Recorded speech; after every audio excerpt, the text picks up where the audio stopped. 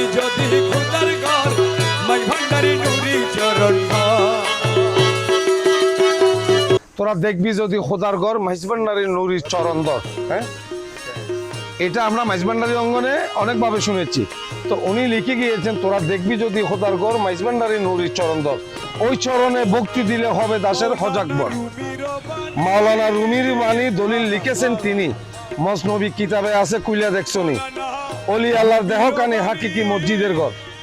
এই কালামটি আমরা মাইজভান্ডারি অঙ্গনে যারা আছি সবাই জানে, এবং মাইজভান্ডারি নূরনগরী এই কালামগুলো ওনার, যার আমার স্ক্রিনে যার রওজা শরীফ দেখতে পাচ্ছেন, ওনার রওজা শরীফে আসছি।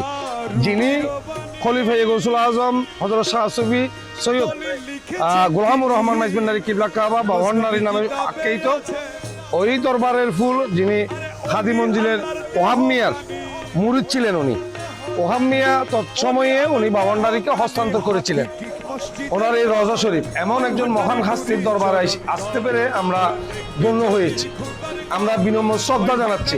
আমি একটু জানতে চাই, আপনি যে এমন একজন মহান হাস্তি মাইজভান্ডার দরবার শরীফ গিয়েছেন, সেখানে মসজিদের চরণে গিয়ে নিজেকে বিলীন করেছেন আপনার আব্বা, সেখানে এসে নিজেকে আপনাদের যে শৈশবের স্মৃতি, আপনার বাবাকে যতটুক সময় আপনারা পেয়েছেন, মাশাআল্লাহ আপনারা যতটুক শিক্ষিত হওয়ার ততটুকু শিক্ষিত হয়েছেন, সেটুকু কভার এডুকেশন আপনারা কমপ্লিট করেছেন।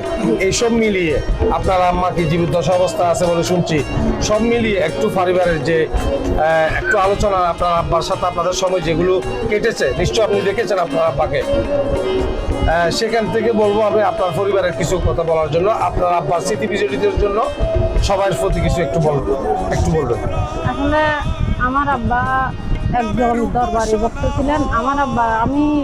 আমার আব্বা নিজের মুখে শুনছি, উনি বলছে উনি 9 বছর বয়সে দরবারে গিয়েছিল। একবার 9 বছর বয়সে যখন দরবারে গিয়েছিল, তখন ছোটবেলায় ছিল, তখন কিছু বুঝতো না। তারপর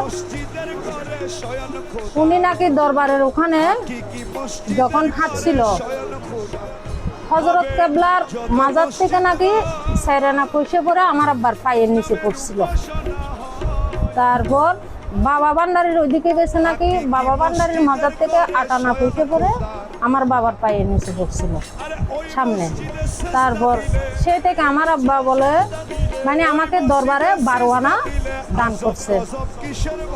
আমি কারো পিছনে যে এতগুলা কালাম লিখছি, এসকে রহমান প্রথম খণ্ড, দ্বিতীয় খণ্ড, প্রেম তরঙ্গ, তারপর আর কিছু কালাম এবার আমরা নতুন করে বাইর করছি বই। এটা হলো মৌলা প্রেম। সৈয়দ আমিনুল হক ধর্মপুরী বাউজান কাবলার অন্যতম একজন খলিফা। উনি আমাদের সম্পর্কে বড় বাবা, আমরা একেবারের এই সন্তান। উনি আমাদের এলাকার জন্য একজন মাইজভান্ডারি তরিকার একজন সুফি হিসাবে আমরা আমাদের এলাকা এবং আমরা সবাই পুরো ধর্মপুরবাসী ধন্য ওনার এই লেখনের মাধ্যমে। মাইজভান্ডারি তরিকার যে কালামগুলো অন্য যারা সুফিরা ছিলেন, আল্লাহর ওলিরা ছিলেন, লিখেছেন, হযরত আব্দুল গনি খান সনপুরি রহমতুল্লাহ আলাইহি, হযরত আব্দুল হাদিয়া খান সনপুরি রহমতুল্লাহ আলাইহি, তারপর রমেশ সরকার মাইজভান্ডারি, এরকম যারা লিখেছেন, এর মধ্যে সৈয়দ আমিনুল হক ধর্মপুরী উনি একজন প্রশংসিত একজন লেখক, গীতিকার। ওনার যে কালামগুলো উনি লিখে গেছেন, এসকে রহমান প্রথম খণ্ড, এসকে রহমান দ্বিতীয় খণ্ড, প্রেম তরঙ্গ লিখেছেন। ওনার অনেক লিখিত কালাম ছিল, সেগুলো আমরা সংস্করণ করে একটা বইয়ের মাধ্যমে নিয়ে আসছি। সেটা হচ্ছে মাইজভান্ডারি সৈয়দ আমিনুল হক ধর্মপুরী মাইজভান্ডারি গান সমগ্র। আপনারা সেই বইটি পড়বেন। ওই বইয়ের মধ্যে আমরা চারটা ওনার লেখনের মধ্যে মৌলা প্রেম সহ 4টা বইকে আমরা একটা সংস্করণ করেছি। এই বইটা জি, এই বইয়ের মাধ্যমে উনি যে কালামগুলো লিখে গেছেন সেগুলো সকলের কাছে এখন মানে পৌঁছে গেছে। এলাকাবাসী যে একটা ইন্টারভিউ দরকার, ওটি আমি নিচ্ছি। তবে একটা কথা বলে রাখি, যে প্রেমিকের দরবার এখানে মকসুদের দরবারে আসে না। যারা প্রেম নিবেদন করেছেন, আল্লাহ রসুলের ডিরেক্টলি রূপ যেটা, সেটা সাধন করেছেন। তাই এখানে মাজারের ভিতরে অনেক কিছু সিস্টেম বাকি আছে অনেকের। তো এই দরবারগুলোতে যেন আমিনুল হক ফরহাদাবাদী আমির হক ধর্মবাদী, আমাদের রুমিয়ে বাঙ্গাল যাকে বলা হয়, বজলুল করিম মন্দাকিনী, করিম বক্স নামে পরিচিত, ওনাদের দরবারে কিন্তু হাজরত মকসুদী প্রেমিক যারা তাদের আয়োজন। এই প্রেমটা কি জানেন? স্বর্গীয় প্রেম।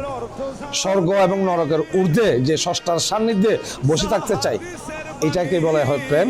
আমি ইখতিয়ার মঞ্জু চৌধুরী আজকের মতো আমি লোক ধর্ম ফুরির এত বড় একজন মহান হাস্তির রজা থেকে বিদায় নিচ্ছি।